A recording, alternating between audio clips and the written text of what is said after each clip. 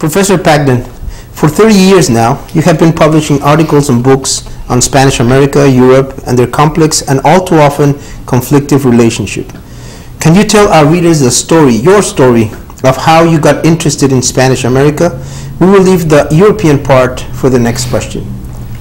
I suppose the answer is very simple. I spent part of my childhood in Santiago de Chile, and it was that encounter with Spanish America, Spanish culture, Spanish American culture, and also with the frontier between the indigenous world and the European world, so to speak, that cultivated my interest in this. And then after that, I went to, much later on, I came back to England. I went to Oxford University, and before doing that I spent some time in the Middle East, which has a significance later on, and I developed an interest there in the relationship between the Europeans, Western Europeans, so to speak, and the Middle East, the world of the Middle East, between Islam and Christianity.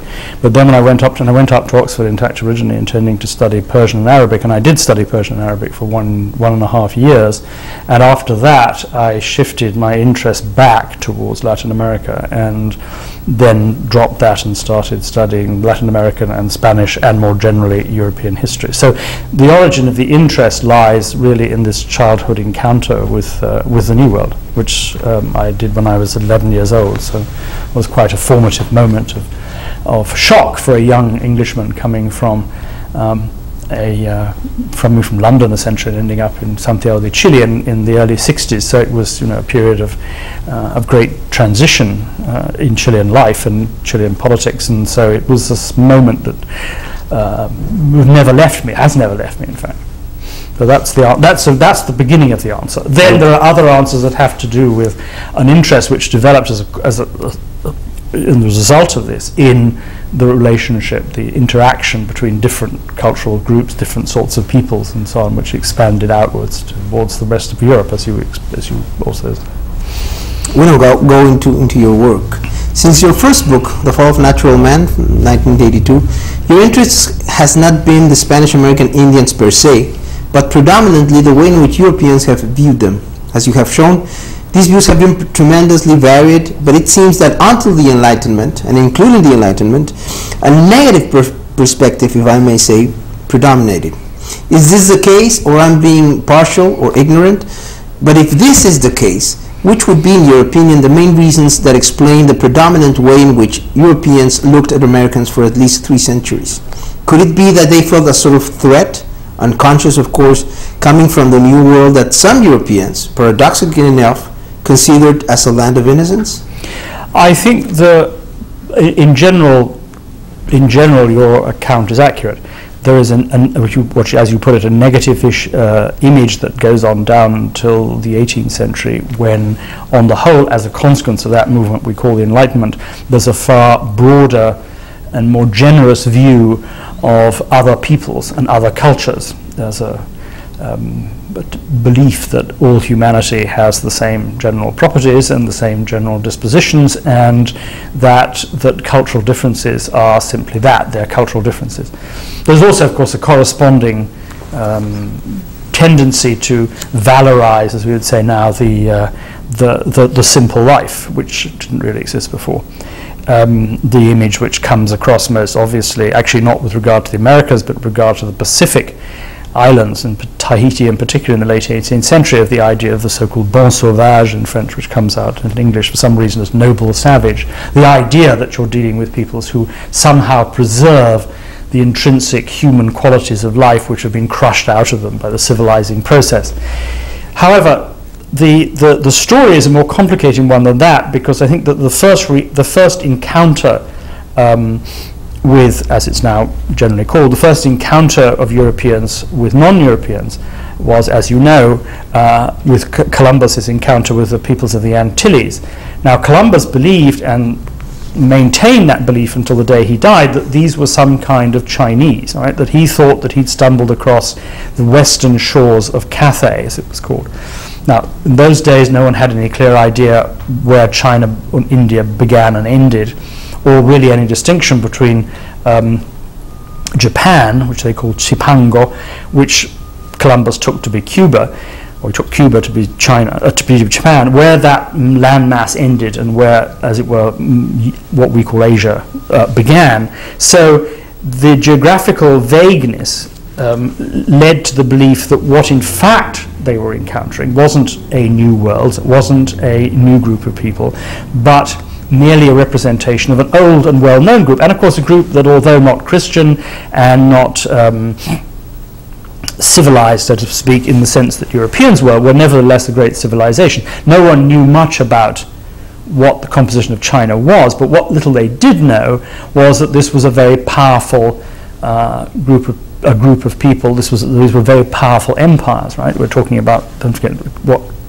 the person that Columbus set out to encounter, that he had a letter from, 3 letters directed to the great Khan, that's to say Genghis Khan, all right, Genghis Khan's descendants.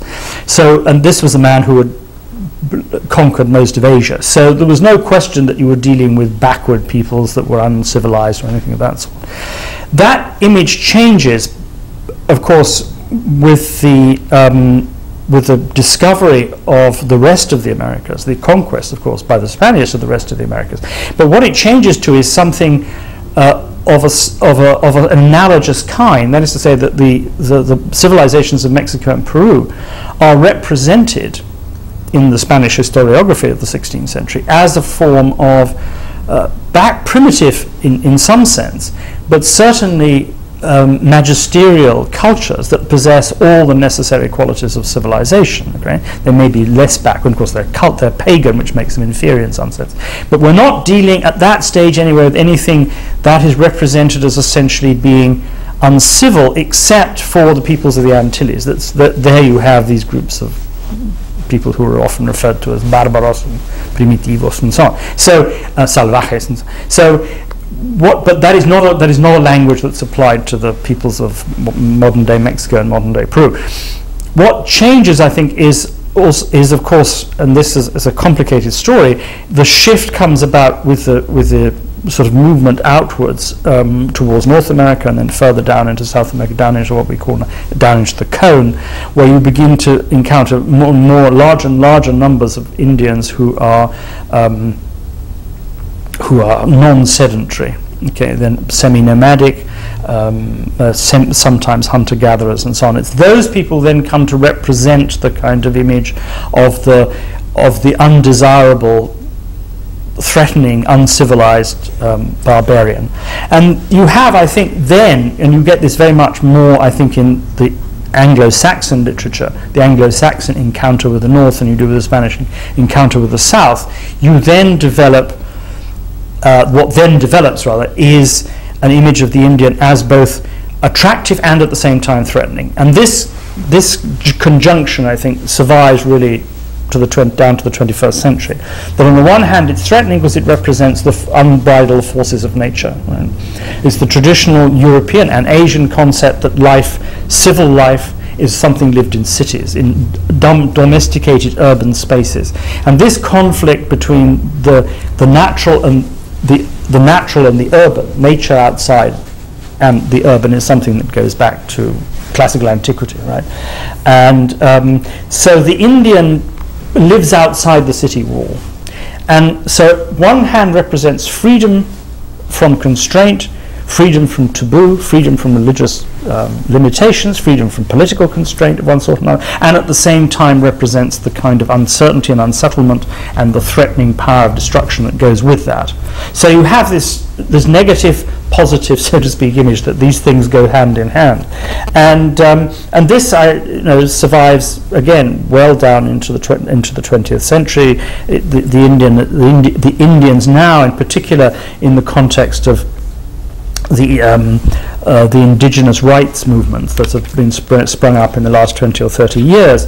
Interestingly enough, if you look at the places where those claims for indigenous rights are most strongly developed, which would they say Canada, the so-called First Nations of Canada play very much upon this European vision of themselves. They represent themselves as being guardians of the earth, as being sort of proto-ecologists and so on. All of this is something that is in part true, but only very limitedly true.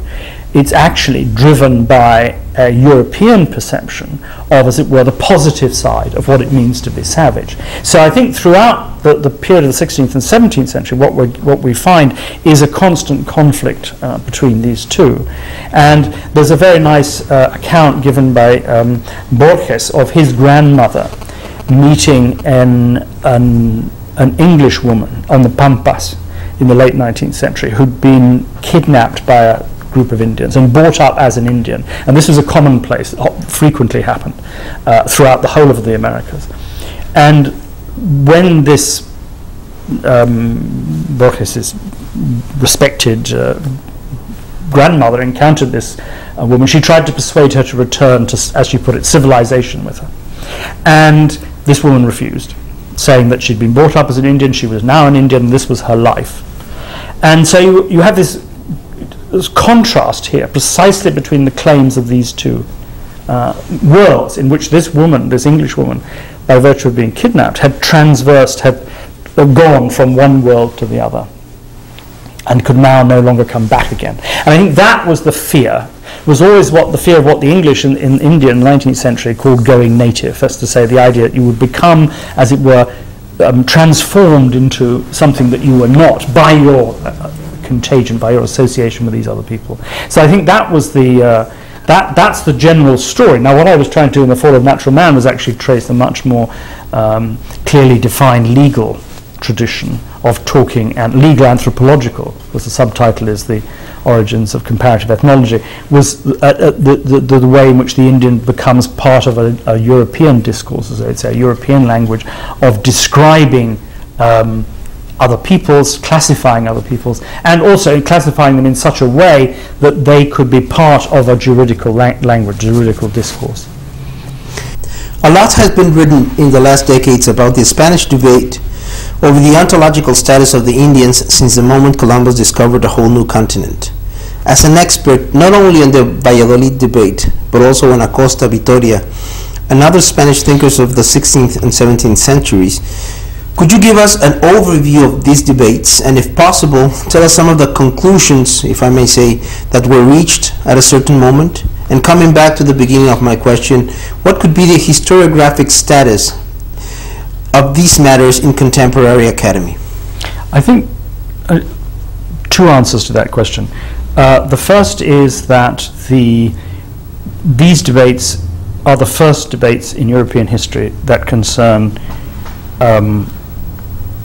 the justification of conquest in terms of ontological status. Because, roughly speaking, up until then, either Europeans didn't worry about whether conquest of another people was justified, or if they did, and they invariably did in some way, then this was expressed in terms of repossessing territories which had formerly belonged to the power in question, or in terms of vengeance. So Alexander's invasion of Persia, for instance, was expressed in terms of a justification for the previous attack on the Persians on the Athenian Empire. So what we find here, however, is a discussion in terms of the nature and kind of the people in question. So that is a major shift. The other thing I think I can say without fear of contradiction is that this is the beginning, in a sense, of what we think of as the modern tradition of international law. There's been a number of books that have come out recently that have to do with the history of the development of international law. Almost all of them begin with Vitoria. Vitoria is not, as he was often thought of in the 19th, 20th century, as the father of international law, so much because of what he said. Anyway, these distinctions are not very interesting, but because this marks the beginning of a particular kind of discussion. Discussion has to do with just war, and the justice of the occupation of other people's territories. So the status of these debates is crucial to a whole series of discussions about the relationships between states in the international sphere, which are still very much with us. I mean, one of the arguments that Vitoria puts forth for the conquest of America, for instance, is one of the justifications, is what is called in Latin at the time the defense of the innocent. If you unpack that in modern terms, what you have is something that is almost identical to the kind of language that was used on Bush's language for the invasion of Iraq. So the terms of this discussion are really have remained refined, altered in many ways, but the basic terms of the discussion have remained unchanged since then. As you very well know, Atlantic history is raging nowadays in Western academia. For you, this is not something new. It's almost 25 years since you published a volume along with Nicholas Kenny on the Atlantic world between 1500 and 1800. In your contribution to that volume, you dealt with the identity of Spanish America. Can you tell us something about this identity? And the quotations I use when I use the word identity is because, as you very well know, this is a word that is proverbially elusive. And after answering that question, can we talk of a contemporary Latin American identity? And if that is the case, where would you locate some of its main traits? It's a very difficult and complicated question. I think that when I was let me go back briefly. The book was on the emergence of an identity in Latin America which was different from Spain. Right? It was the emergence of a Spanish-speaking, Spanish-located, with comparisons, of course, since the book was a comparative one, to things that were happening in French-speaking America and in English-speaking America and in Portuguese-speaking America. So all of these ways in which these different ex-colonial societies had emerged as separate cultures from the mother country. Now, what happens in South America is very different from the other parts of it. First of all, French America virtually disappears. I mean, there's a small and extremely, as it were, self-identifying group of people still in Canada, but basically, apart from that, it disappears. And in North America, you have massive migrations which have changed the identity of the nation completely, and the attempt has always been to try and maintain that there's something called the American people. I mean, American politicians constantly refer to the American people. Whereas in Latin America you have a whole series of different republics that have grown up, all of which have their different identities. Mexicans are not Chileans, Chileans are not Argentinians, Argentinians are not Guatemalans, and so on. So, and the other thing which is very, very different between the North and the South, of course, is the role that the indigenous populations have played in this. Because whereas to put it very briefly, the British tried to do in the North was to eliminate in one way or another the indigenous population. I can refine that phrase, but basically that's the question. Whereas the Spaniards tried to incorporate them. I mean, there are all sorts of political reasons for this. The reasons have to do with what they encountered on the ground, different kinds of nations of the population, and so on. So what you have in the South, as you know, is a large indigenous population. You have a huge mestizo population. You have cultures which incorporate indigenous populations in the way that they don't in the North. You also have different patterns of migration. So I think that it's migration from Europe, I mean, after independence, which have changed the course of the question of identity in the various different republics. So I think that, in a sense, is the difference. We have a large variety of different cultures speaking a common language, sharing something in common with one another, but in the other sense being much more diverse than anything that's available in the North. So I would have thought that was the characteristic feature if you were doing the sort of comparison we were doing in that book, which was limited to stopped at the 18th century, or stopped with early 19th century, the independence movements. Was that now in post-independence America, what you see is a homogeneity in the North which you don't get in the South at all. And so you've got a much more varied cultures in the South, much more distinctive cultures in a sense. I think there is much closer association in the sense between America, North America and Britain and Canada and Britain, I mean certainly with Canada and Britain, than there is between any of the republics of South America and Spain, although there are close ties, I know, of various sorts, one kind or another, but I think that the diversity is much. So it's that diversity, I think, which makes it different. At the beginning of the 1990s, you continued with your work on Spanish America and Spanish imperialism, but you gradually extended your scope and included other American natives and other European empires. until the publication of Lords of All the World in 1995. Before we go into this book that I see as a turning point in your work, please give our readers some thoughts on the Spanish Empire of the second half of the 18th century. More specifically about the Bourbon efforts of reform, its degree of success and its limitations. Considering some of the books that have been published in the last years about the Spanish and the Spanish-American Enlightenment, what would be your perception at this point of this period of Spanish-American intellectual and political history? Well, yes, I think you can, what one finds looking at the history of the Spanish Empire in the 18th century, particularly with the reviews you read, the Bourbon reforms, is an attempt to rescue what is seen as a crumbling polity. An international community which was held together in an extremely loose fashion. I mean, as you know, there was never a Spanish empire as such. It was never called, well, it was never officially ever known as an empire, nor was the British Empire for that matter.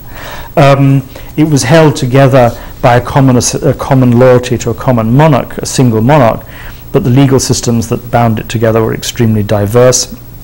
The languages that obtained were extremely diverse. Now, what happens in the 18th century, it seems to me, is an attempt by the Spaniards, in particular enlightened Spaniards, Campomanes and Jovellanos and so on, under pressure, or at least intellectual pressure, from particularly French critics, as to what the Spanish Empire has become, to transform that conglomerate in two ways into something which more closely resembles what they think the British Empire is.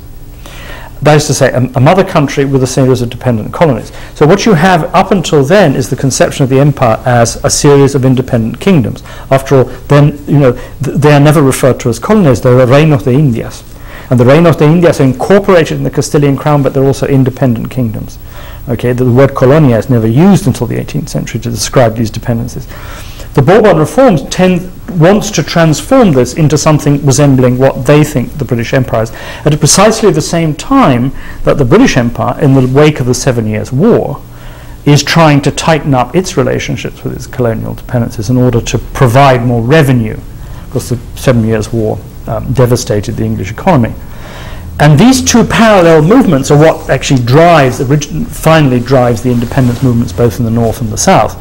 So you get this parallelism which is intended to, as it were, produce a kind of enlightened monarchy. Charles III, is an enlightened monarch. Carlos III is an enlightened monarch who is, as has his experiences of Italy before he comes to Spain, surrounds himself by people who are enlightened statesmen, who see the king as the first servant of the state, much as he's seen in the rest of Europe, who wants to bring Spain out of this image that it has, particularly in French eyes, particularly in the eyes of Montesquieu, as the figure they're always debating with, of a sort of backward nation that is, as Montesquieu says, secondary to its colonies. I mean, the idea that Montesquieu, he says there are two peoples, there's Spanish America and there's Spain, but Spain is the secondary one. So to modify it in this way, and the consequence of that is, finally, is of course revolt. So I think that is the irony of the situation, that you have this attempt to bring about what the French and the British think of as an enlightened colonial structure, which eventually drives the criollos into revolt against it. And regarding exactly what you just said about revolt, more specifically, let's say the revolutionary cycle in Spanish America, say 1808, 1824, to be more clear about the chronology.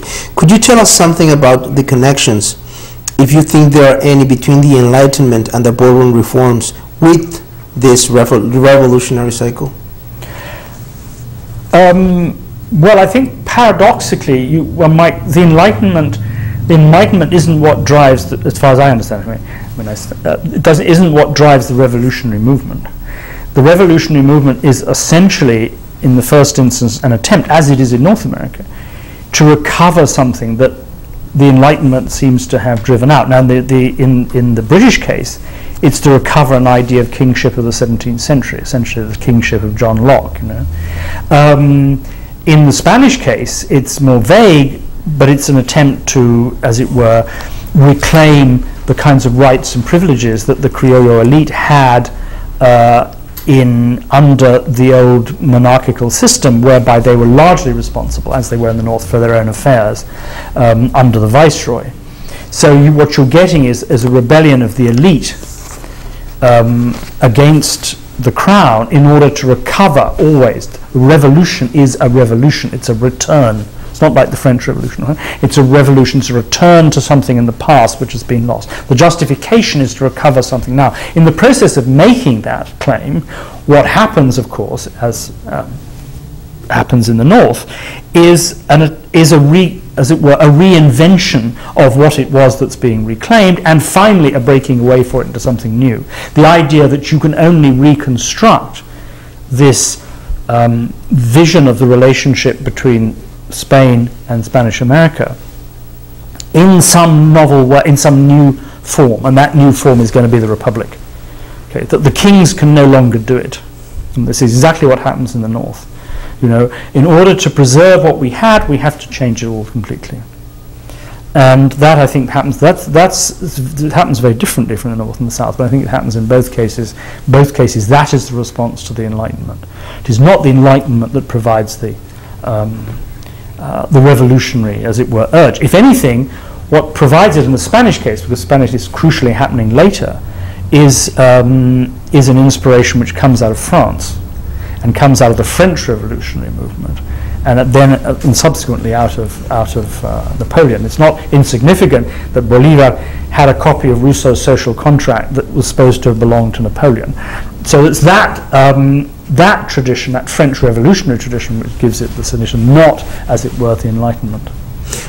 But paradoxically enough, to a good extent, what happened, specifically I'm thinking 1807, 1808, is a reaction precisely to a French invasion. It's a result, yes, of course, it's a result of the French invasion of Spain, the collapse of the, and of course it's also a collapse of the whole liberal reform program that's associated with Cádiz, all right, with the Cortes de Cádiz. If you have the idea, if when the restoration took place in Spain, the king had, as it were, honoured those liberal movements that had taken place earlier, there probably would never have been a revolution. If the Cortes themselves had been more willing to accommodate the Latin American delegates as equals, and there you have an exact analogy of what happens in North, as equals with the delegates from Spain, then you would have had something much more like the Conde de Aranda's proposal, which is an 18th century one, for a kind of federation, a universal federation of which Spain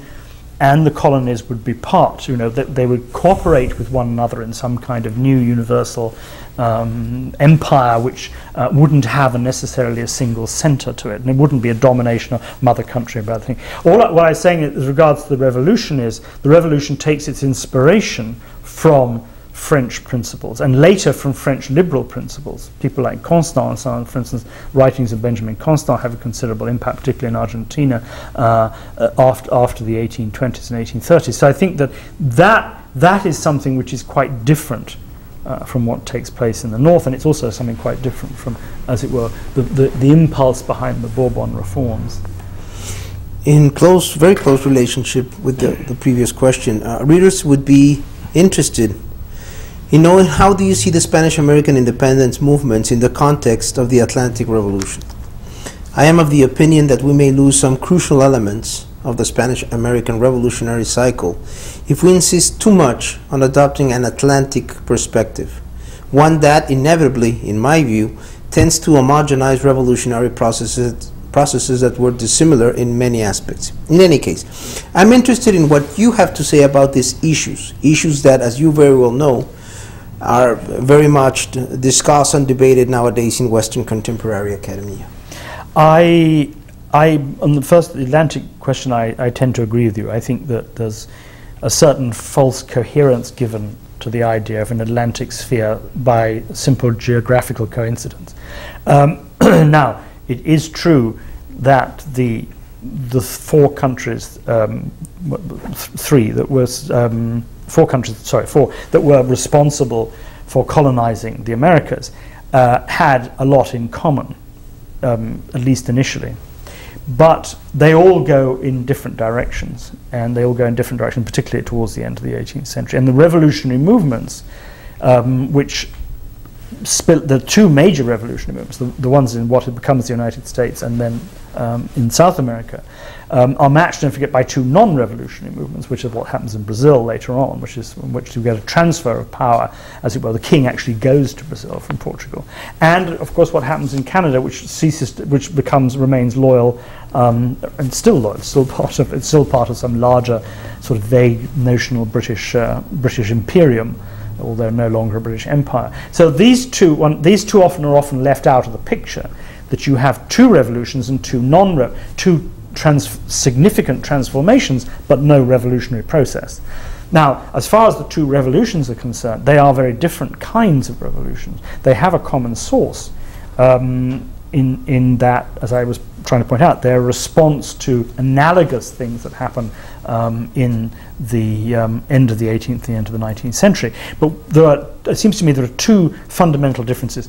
The one is that, as I said, I still believe this to be the case, that between the American Revolution and what happens in Spain is the French Revolution. Right? Now, whatever take you have on it, it had an enormous impact, both on the way in which the North Americans viewed their future republic, and on the way in which the revolution unraveled, so to speak, in Latin America.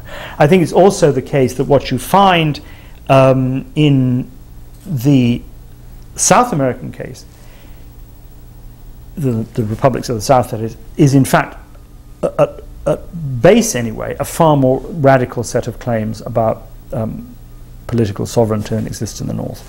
The revolution in the North, the revolution of 1776, is essentially a very conservative affair. It's trying, as I said, to recover something in the past, which it really is trying to recover. I mean, it's only by a slim margin of fortune that Washington doesn't end up as a king. Right? And that whereas in the South you have obviously a war of much greater ferocity than takes place in the North.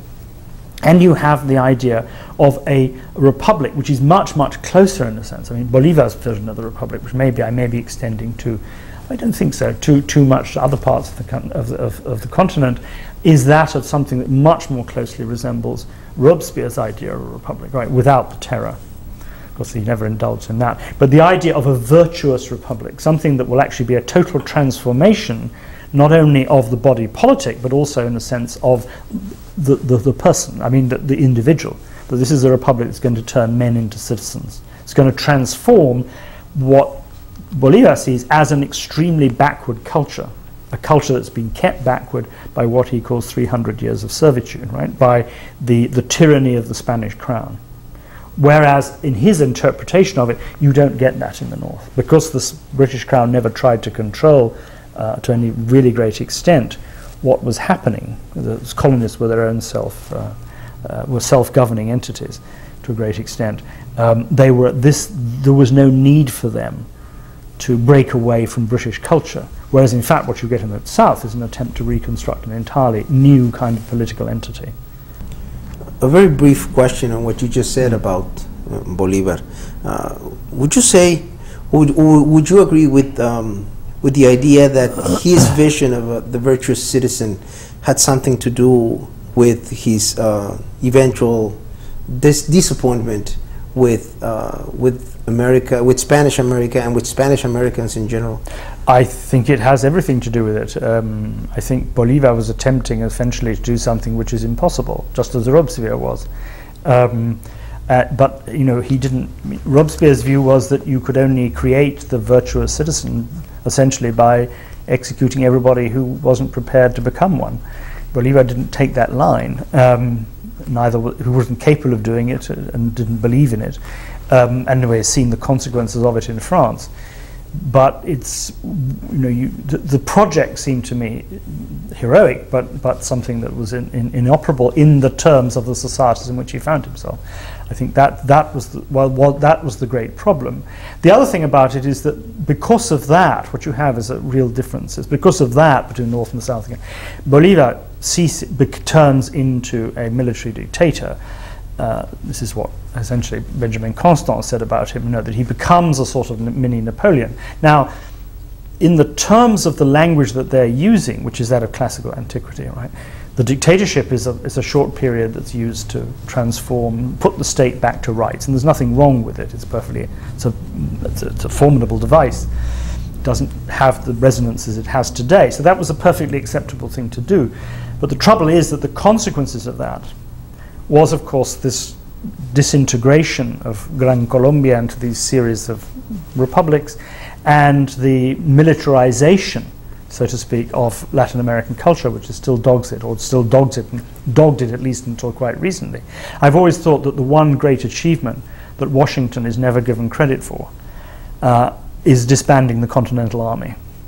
And that this is really quite astonishing feat, because the tendency should have been, the normal drive would have been to have kept it in under arms. This is what the French thought he was going to do.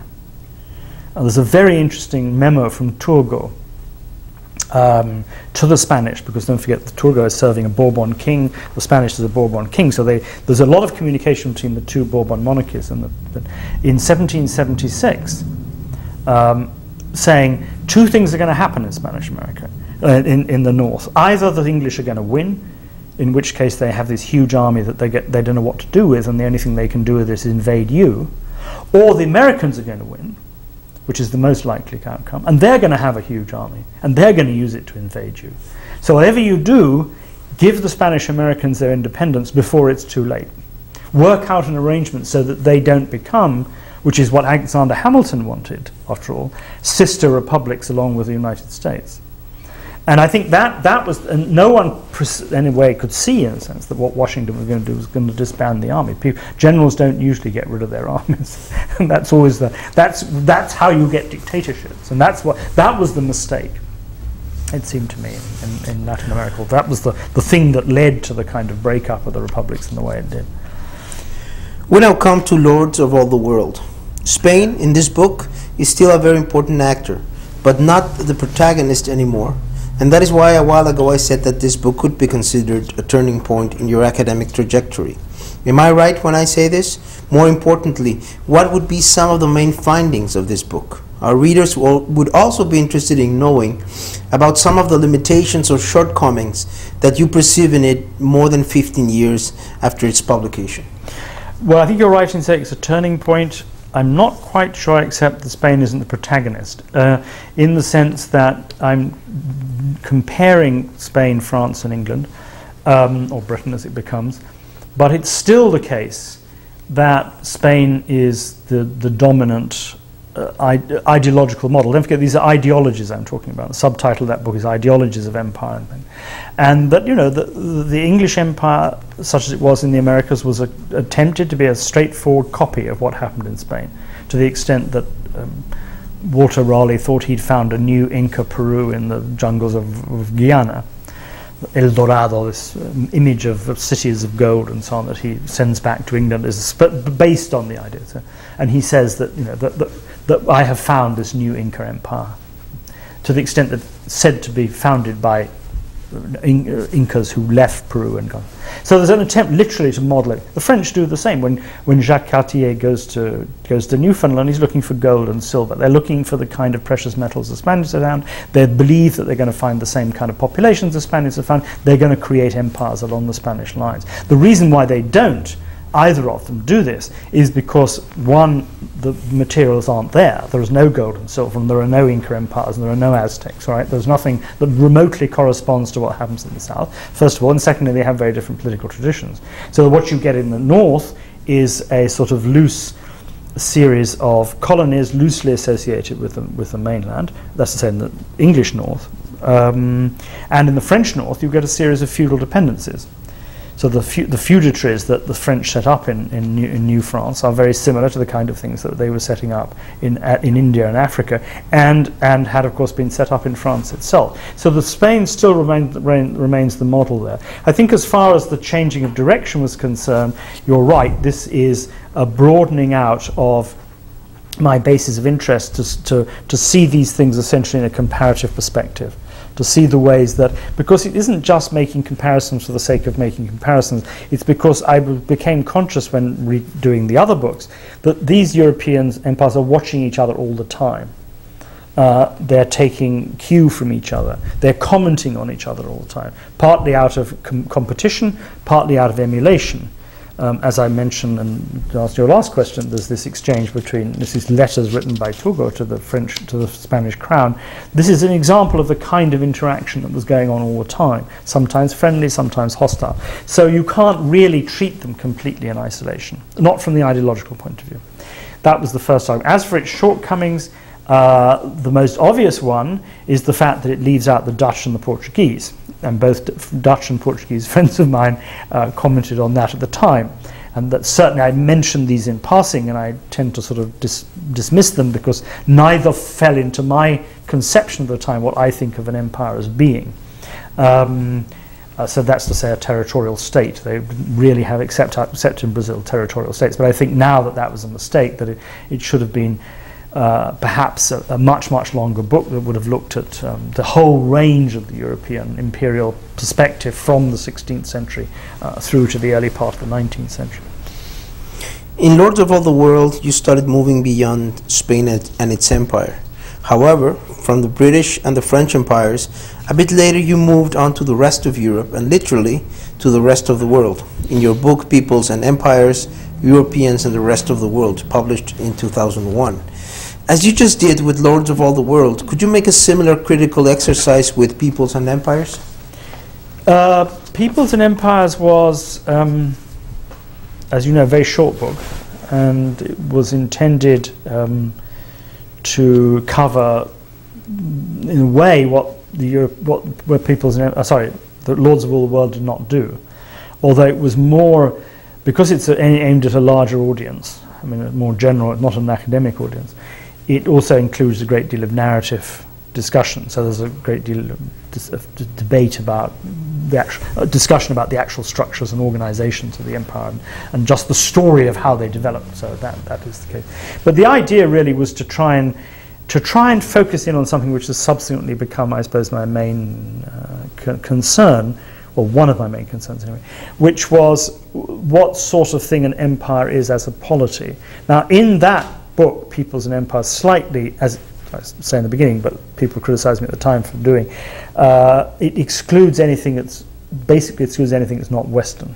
Okay, so now it would have been perhaps too much to have included China and Mughal India and the Ottoman Empire and the Russian Empire and so on and so forth. So what you're dealing with is the same basic unit that I dealt with in the past, only, that's to say, the European, Western European empires, because there's not even any discussion of Russia in it, and but to try and understand and to try and give to the reader some idea of what actually this kind of polity is. Okay, what kind of thing is an empire? This is how the book begins, and so I was simply asking this question: what are we talking about when we talk about empires? These are the kind of human social formations that antedate by a long way the nation state, and are much more common throughout the world than any nation state has ever been. Yet we don't really have a proper language for talking about them, and we don't have a proper form of definition of what they are. Now, Peoples and Empires was partly, within the limitations, of course, of its scope and of its size, an attempt to answer those two questions, or at least suggest ways in which they might be answered. Nearly a decade ago, you published a brief book in Spanish on the Enlightenment and Modernity, La Ilustración y sus enemigos, dos ensayos sobre los orígenes de la modernidad. Considering that these two topics are central for 2010, El Mundo Atlántico y la Modernidad Iberoamericana, please tell our readers something about the relationship between Enlightenment and modernity in historical terms. We will leave the present for the next question. Ah, yes. Well, a big question, because one of the problems is the definition of modernity. If empires are difficult to define, modernity is virtually impossible. And in that particular book, which represents another strand of interest of mine, which is with the role of the Enlightenment in the development of Western culture as a whole, and as really a resource for discussing this current political situation, social, not only political, but also social and cultural situations we find ourselves in, and the debates over what the nature of the Enlightenment is. So that was the focus of it. The modernity question is extremely difficult to pin down. I think that there are numbers of ways of approaching this, and one of them I'll come to later. But one of them is certainly the idea of essentially a secular society. Now, by that I don't mean a society in which there is no religion. What I mean is a society in which religion has no political role to play, and crucially, this is my focus on it, does not determine the way that laws are structured. Now, a lot of the battles that went on during the Enlightenment have to do with this. Now, in that book, the approach that I took was to try and examine what was happening in the early part of the 18th century in terms of defining what the human subject was. What is the human being? What is a human being? How do you define human beings? Defining them in such a way that allows for a completely non-theological account of human psychology and human development in a way that is part of the subsequent discussion of what kind of societies human beings should live in. If you think about the origin of course goes back before the Enlightenment, goes back to the 17th century. But in the 17th century, and much more so, and then throughout the 18th, you get discussions of the changing social forms in terms of a basic fundamental question, which is what sort of thing is the human being. You begin with the human being. Now, of course, this has taken place in antiquity as well, but we begin with the human being as an independent agent, independent from any kind of god, any kind of religious constraints. So I think that's one aspect of the modernity. The second one, which I said I'd leave for later, has to do with the formation of the nation state. And as, again, this goes back to the discussion about empires, the formation of the nation state, and also, and this is something I've been working on quite recently, but it doesn't come out so much in that book, the relationship between that state and the potential cosmopolitan world order. What is the connection between these two? That's the second of those essays in that book was about that. Therefore the evolution of an international order. So I think, if you like, that those would be the three components that I would say. A secularized world in which conceptions of the human are independent of any consideration of religion.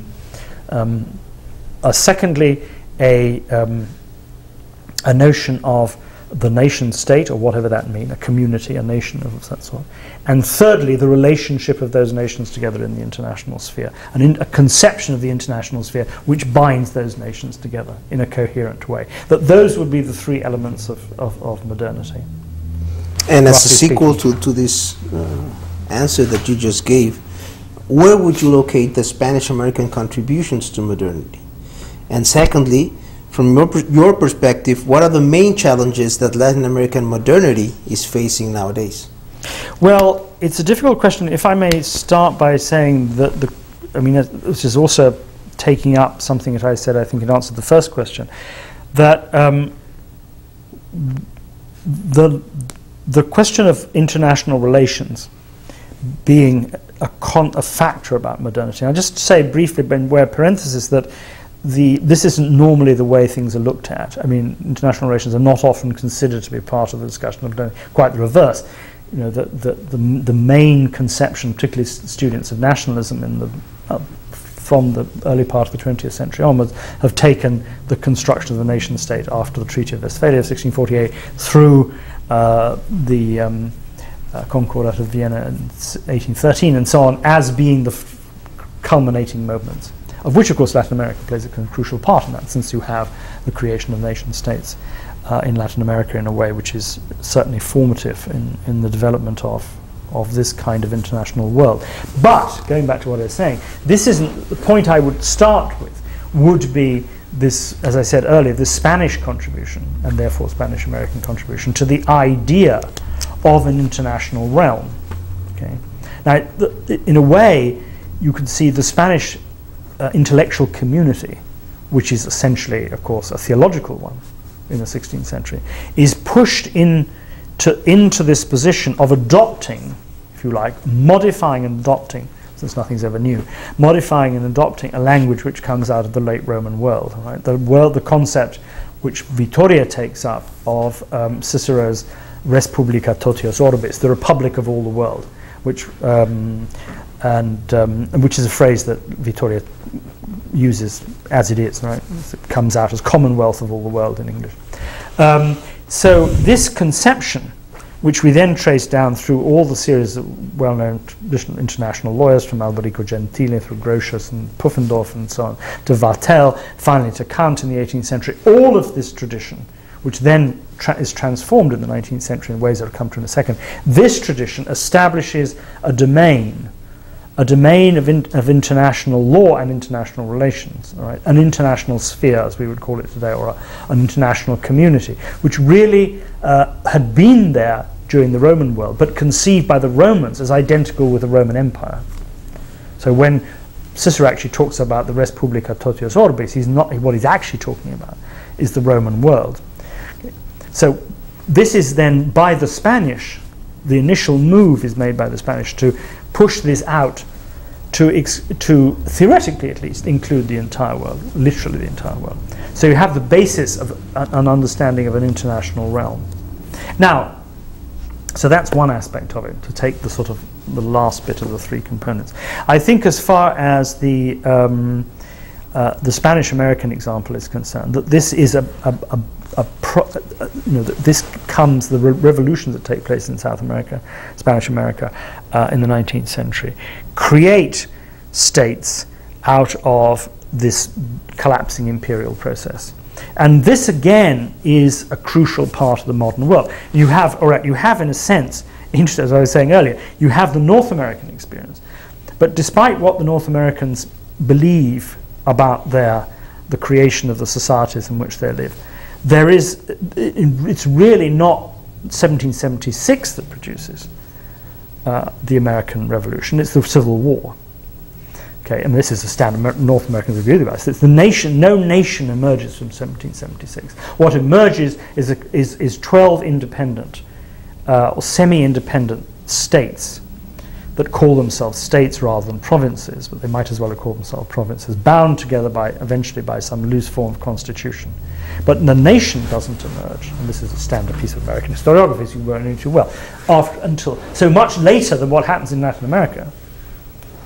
Okay, so what I think happens is the revolutionary process in Spanish America produces a series of independent republics, incoherent, bellicose, underdeveloped they may be, but there are a series of republics which become nation states paradoxically much earlier than anything that happens in the North. Now, what you have then is a process of nation building, which is often talked about as if it were a European phenomenon. Now, insofar as that North America and South America are European overseas settler populations, they're transplanted parts of Europe, this is true.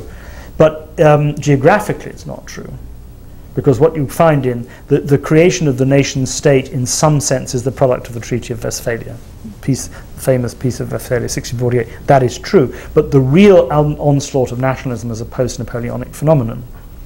Okay, or it starts before that. I mean, the French Revolution is an attempt to create a nation out of France, which is not a national entity before 1786 and 1789. And what you find, of course, after the Napoleonic Wars is the slow disintegration of these federalizing systems, the Austro-Hungarian Empire being the most crucial example, into nation states. So the new nations that arise in Europe, Italy, Germany, Belgium, Ireland, these states that have come out of an internal European conflict are following in the wake of, and quite consciously following in the wake of, in some cases, what took place in Latin America before. So Latin America becomes, interestingly enough, a kind of beacon. If you read the Italian accounts, the people like Mazzini see in Spanish America a model of something that they can then reproduce in the 1890s in Italy. So that now it's. So that I think is, so that aspect of modernity, so you have those two aspects of modernity as being part of it. The one that's missing, I suppose, is the element of secularization. But then, not that I think the church is particularly a significant player in Latin American politics and so on, but that struggle for secularization is something that in a way is a European phenomenon that takes place much, much earlier. By the time you get a revolution, the revolutions take place in Latin America, it is clear, Spanish America, it's clear that these are going to be secular states. It's true that Bolívar says you can only have Catholicism because Catholicism has been there for so long. You cannot tolerate any other sort of religion. But it's not that he wants to make Catholicism into an official religion of the state or anything of that kind. It's simply that he has a very strong set of cultural antennae, as Bolívar, and he realizes that you can't, as it were, undo completely certain aspects of this trans-Hispanic culture, but there's no attempt to create a theocracy or something that would, in some sense, not that would be possible, but would in some sense be carrying on or recreating this conception of a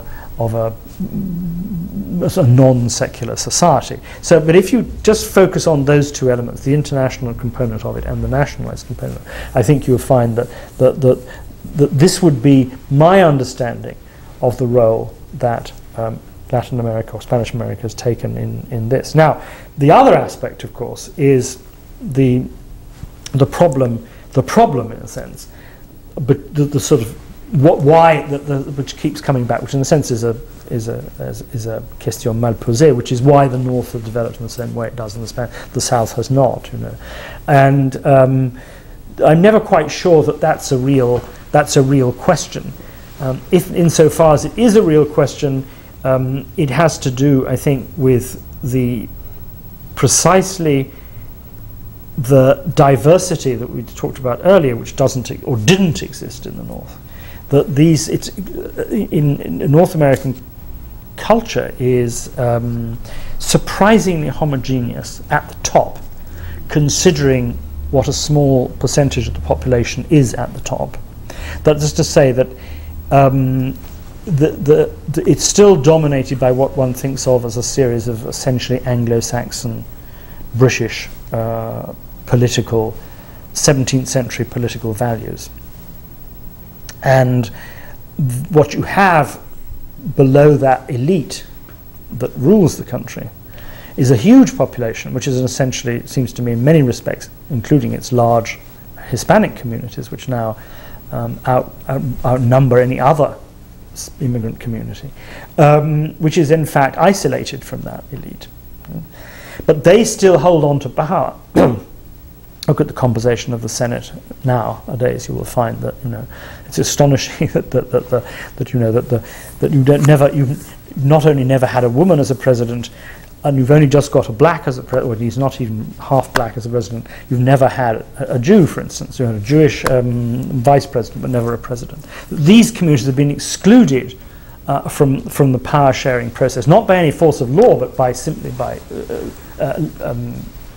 cultural coercion of one sort. That happens to a certain degree in Latin America, not to the same degree. So that diversity, I think, which was its strength, was also, in a sense, its problem. You have two different sorts of communities growing up in the North and the South, an essentially conservative one in the North, which paradoxically has allowed the same groups of elites to stay in power over a 300-year period, despite the fact that the actual ethnic component of the United States has changed out of all recognition since the latter part of the 18th century. Whereas in the South, you have this fragmentation into different republican forms, different cultural forms, which is both its strength and, in a sense, its potential weakness. And where would you locate some of the main challenges of this Latin American modernity that you just described? I mean, I'm thinking in very, let's say, contemporary terms. At this very moment, let's say, do you see anything in the horizon that, I mean, the most important threats, if I may call it that way, to Latin American modernity, or challenges, if you may want to call them like that? I think it seems that if you look at the area as a whole, you have this problem of the authority of the state, which in a sense has always been the problem. And I really don't know why that hasn't been a more significant problem here. Just to say in the United States, we're in the United States at the moment, that the authority of the state is in certain areas, Mexico of course being one of them, constantly under threat from rogue elements of one sort or another that don't see themselves as a way bound to observe the rule of law. And the problem about that is in many respects it's one of creating a civil culture, because ultimately the state cannot rely upon its force alone. Force is not going to achieve that. Now this varies from country to country. Obviously, I mean they have different levels of unease in this respect. But that seems to be the greatest single problem facing any of these countries, because otherwise, you have enormous resources to draw upon, and a lot of those resources are not being drawn upon adequately, but then that's true also of North America. And you have levels of corruption, but you have levels of corruption in North America, and there's not really much way you can measure it. What the problem seems to be, that in almost every single case, the civil state, if you look at the case of Argentina, for instance, in the 1970s and 1980s, the civil state is always resorting, in a sense, to the old Bolivarian solution, which is a military takeover, or used to. That was always the problem. That the only solution to enforcing the power of the state was through the army. Chile, Argentina, you name all of these countries of one sort or another fallen foul to some kind of military coup or semi-militarized coup, Peru and so on. So the threat of the 1960s and the 1970s was some kind of insurgent Marxism of one sort or another. That is, since the attraction of that has evaporated since the 1980s, that's no longer a threat. What seems to be a much more severe threat comes from within, which doesn't have, it seems, any ideological driving force behind it. You no longer get societies divided against themselves, as you did in Nicaragua, for instance, in terms of their ideological political positions. What you get is them divided in terms of rogue private elements pursuing private goods, drug barons being the most obvious case, against the good of the state. And that seems to be the greatest threat. We finally arrived to your present interests. In 2008, you published a very ambitious book, Worlds at War, the 2,500-year struggle between East and West, that was recently translated to Spanish. You may not be very pleased with the comparison, but hearing the title of this book of yours, some readers cannot help thinking in The Clash of Civilizations by Samuel P. Huntington, published in 1997. Can we start talking about Worlds at War with you telling our readers which would be the main contrasts between Huntington's book and yours? Yes, I think the comparisons are inevitable. The title, I should say, by way of parenthesis, it was my title, but it wasn't my first choice. I wanted to call it Perpetual Enmity, which is a phrase from the Greek historian Herodotus describing precisely this clash between, as he saw it, between Asia and Europe. So that would have avoided the Huntingtonian overtones to it. There was an inevitable comparison with Huntington, although in fact the book is very different. Huntington's talking about something, in fact, very substantially different to what I'm talking about. And my concern there was partly an extension some of the ideas I had had before, which had to do with the nature of empires and what empires are, because we're actually talking about a clash of empires more than anything else. Though there is a book on that subject, already a book with that title, which is about China. And so the idea was to trace, and I made this quite clear in the introduction, and the trouble is people tend not to read introductions, was the conflict of two, as it were, self-contained images. It wasn't, I mean, it also describes a whole series of real wars, since these images generated wars, real conflicts. Conflicts over differences of opinion, particularly about the nature of God, and ultimately, and this was the underlying theme of the book, that it was a conflict between two visions of the organizing principles of society, of what civil society is, which is how it comes down to, how it plays out, or played out rather, because it's changing I think a lot now, in the 21st century. And that is a society on the one hand where the vision of what a society is, how it should be controlled, and above all how it should be governed by law, was one based on a theocracy, okay, based on a theology. So the law derives from the will of God. This is a way that, of course, the most clear example of this was Islam, and Islam is the main contender, if you like, in this conflict, main opposition to the West in this conflict, from the 16th century on. I mean, it was the main antagonist of the Western states from the 16th century through to the 18th, really, when it begins to decline. So for that 200-year period. But I wanted to push the story back. I could have started the story really with the Crusades, for instance, or earlier, or with the Islamic invasion of Iran, for instance. But I want to push it back into antiquity, to this crucial moment of encounter between Alexander the Great and the Persians, or rather the crucial encounter between the Persians and the Greeks in the 5th century, because I perceive that the European image of what the East was, and therefore of this antagonism, actually is a continuation of a history that is very much grounded in a Greek and then subsequently Roman view of what they thought of as Asia. And that is that body of land which goes roughly from the Bosphorus now, where Istanbul is, through to the Himalayas. So it doesn't include India, and it doesn't include, of course, the Far East, because that's not what the ancients understood by Asia, or indeed what most Europeans understood by Asia until the latter part of the 18th century.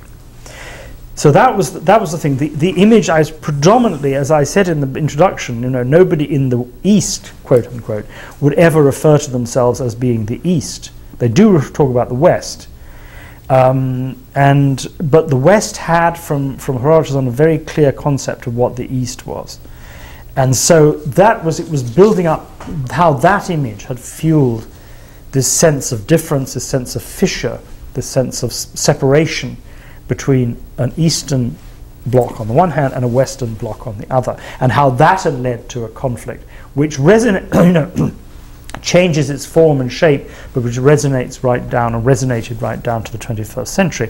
And of course, this idea that what was crucial dividing line lay between a people who see themselves as free, quote unquote, but bound by a form of law, and that law is not determined by a god or by a god's representative on earth. And that was the distinction that the Greeks saw between themselves and the Persians, and it's the distinction that, in a sense, we see between ourselves, say, and the theocracy that is Iran.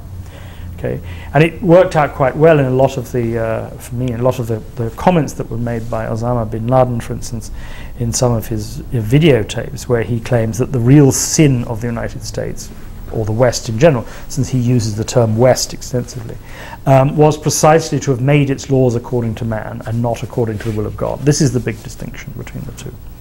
So this was the source of conflict that was played out, between right the way down, I think, from these clashes that Herodotus records in the 5th century right the way through to the 20th. So that's the continuity. But it's a continuity of purpose that we, in the modern world, this is perhaps another aspect of modernity, have relatively short historical memories. Ernest Renan's famous description, "What is the nation?" made this point that nationalism is impossible without forgetting, that nation building is a process of forgetting. And I think this is a crucial insight.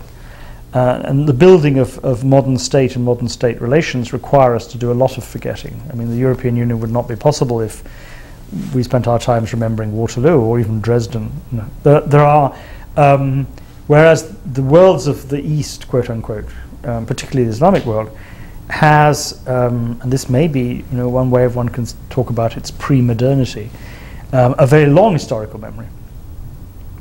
That the capacity for recycling events in the remote past in, say, daily newspapers, and assuming that your readership is going to understand what's happening, is very different from what happens in the West.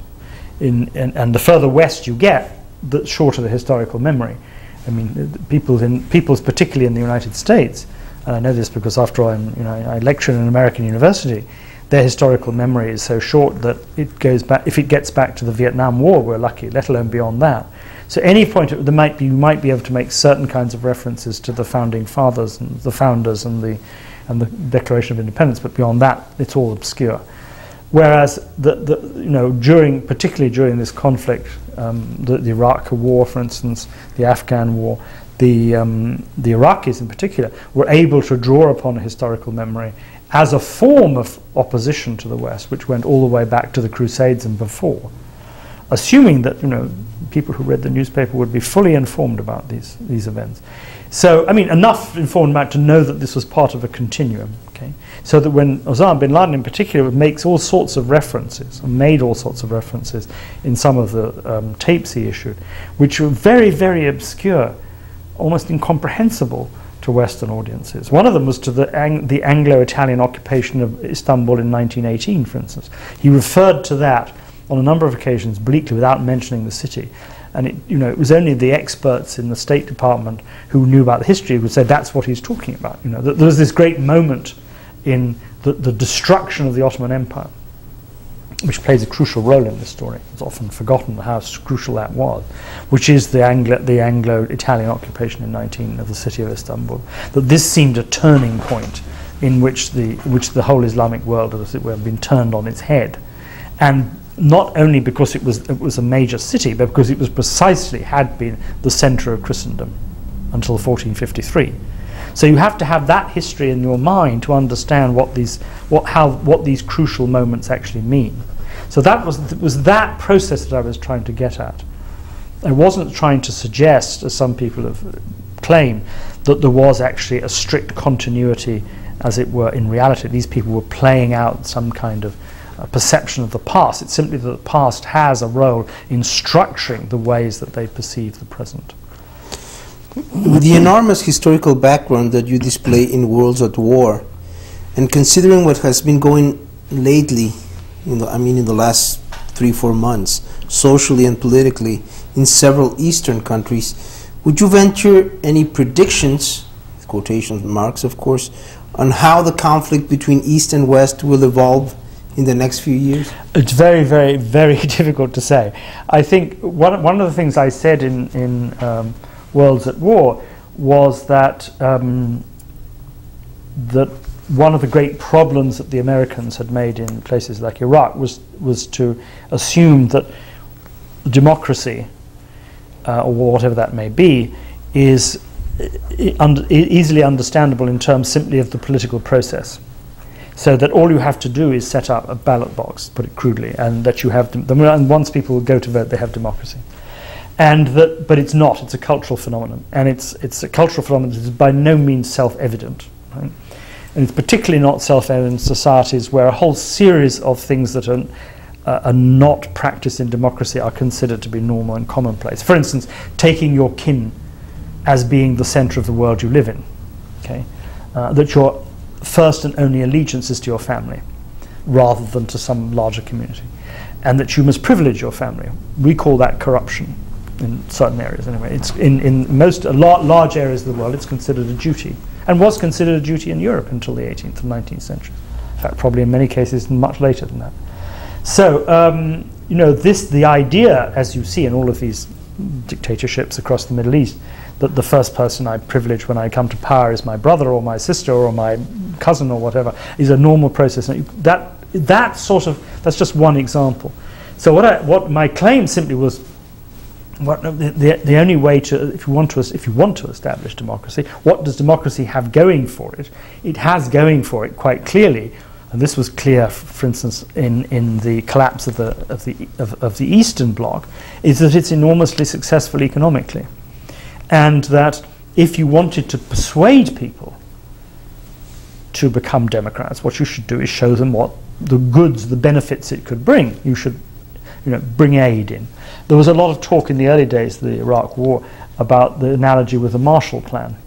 Marshall Plan was hugely successful, but it was hugely successful partly because the European states already had these traditions anyway, but also because what it brought in was money.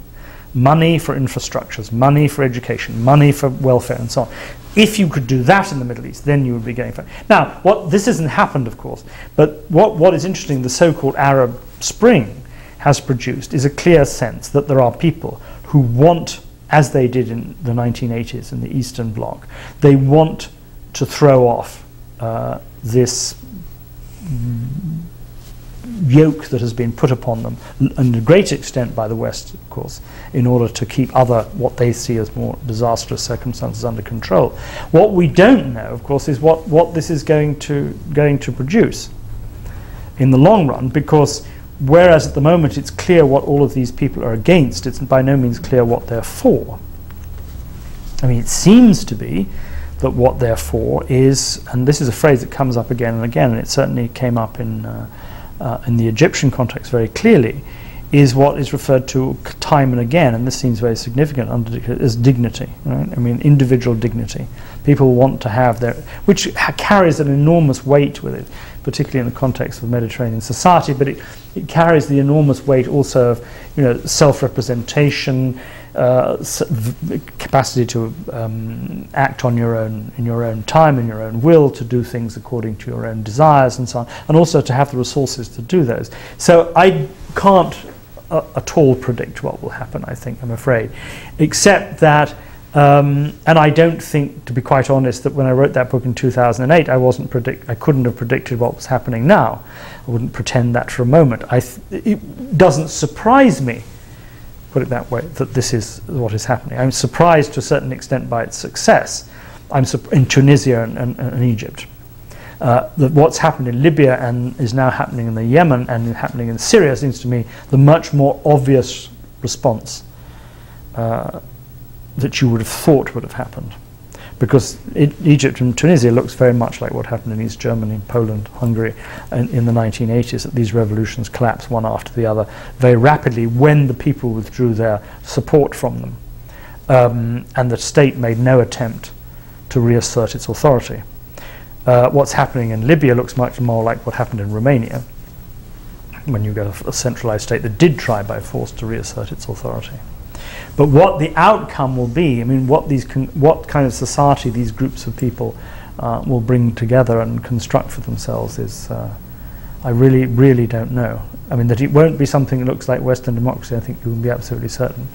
But it won't also look very much like these puppet governments not puppet governments, the wrong expression, but these dictatorships that have been established and controlled to a great extent, or not controlled, but certainly supported by the West in the belief that they were a less worse alternative, you know, to what might have come afterwards. And just as, for instance, you know, that the West had supported, you know, people like the Shah of Iran until 1976. But do you think going in the same direction of what you just said about these revolutions that are taking place at this very moment. And if I may put it this way, would these revolutions warrant a new chapter, let's say, of your book? Do they go against certain some of the main arguments of the book, or you see them in a certain sense as not a logical consequence, but not an, let's say, an unexpected consequences of some of your main arguments?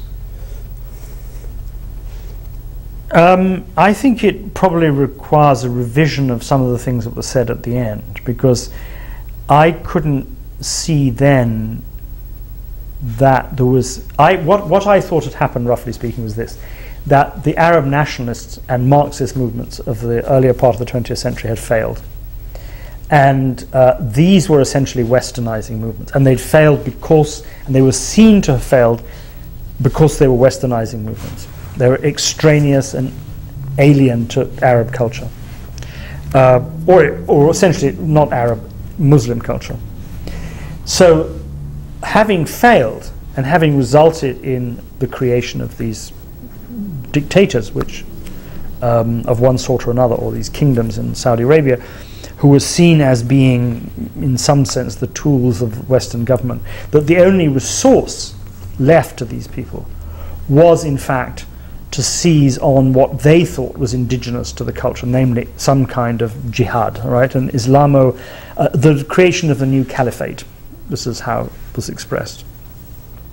What I didn't see, and I must confess this is true, what I didn't see was that there would be a sort of spontaneous desire for something that wasn't Islamic as a recourse to this. And what seemed to be impossible was yet another attempt to use a Western model of liberation, so to speak, which is what seems to be happening. I say seems because we really don't know what's going on. No one seems to know exactly what's happening. So they know perfectly well, they being these opponents to these regimes, that in order to get the West backing of the West, they have to use the language of the West. But that doesn't mean that they necessarily endorse that language.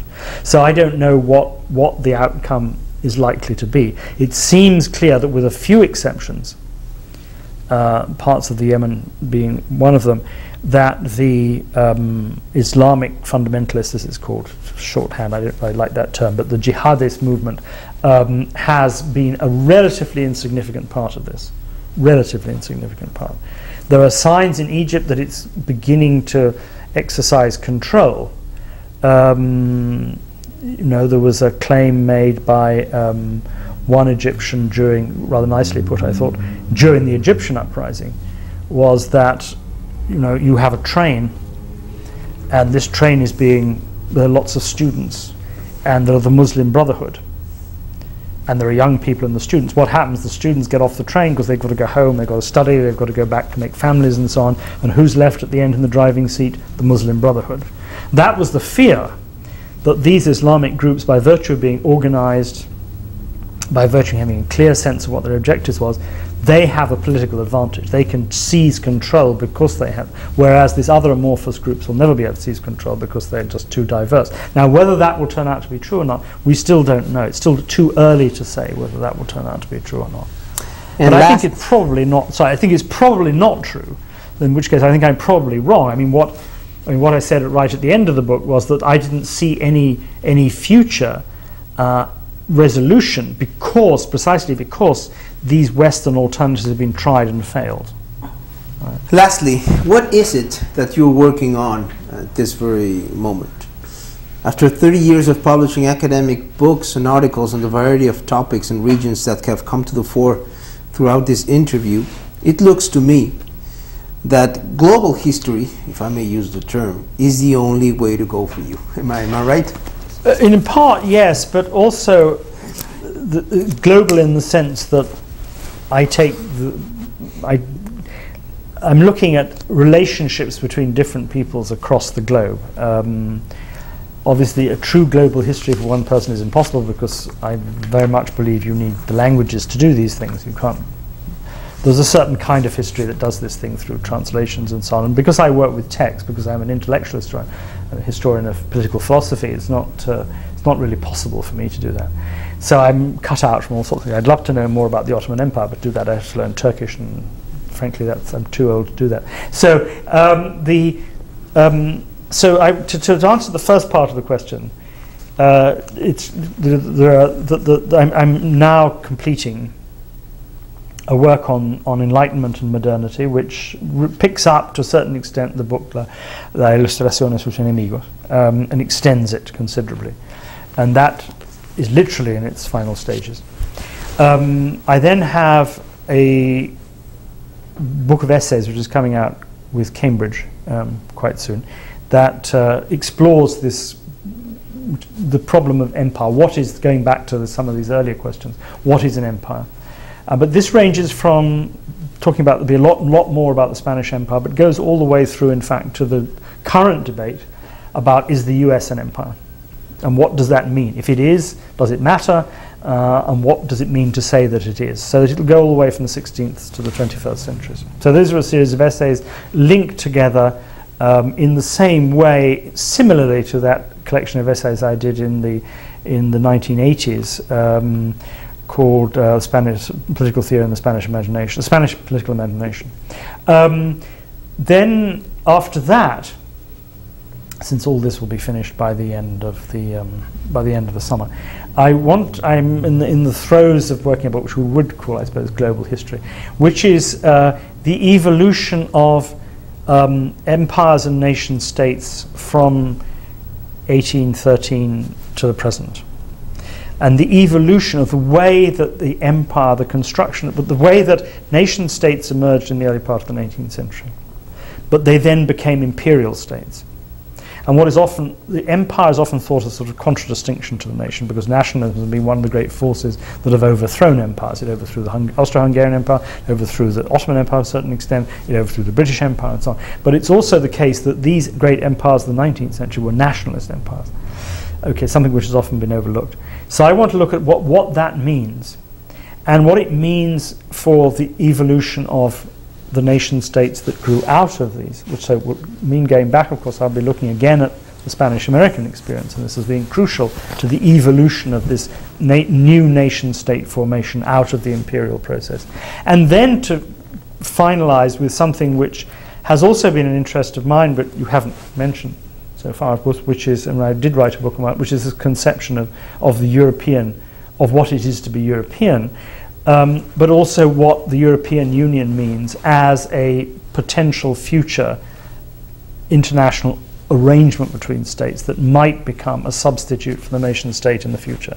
So it would be a book that, again, like most of the ones I've written, like the last one that's about to be published now, like the Lords of All the World, aimed at a larger audience than the merely academic one, but would try and answer the question which seems to be very much part of the political debates at the moment, is that, has the nation state failed us? Is it going to decline? Is it going to disappear? And if it's going to disappear, what form is it going to take?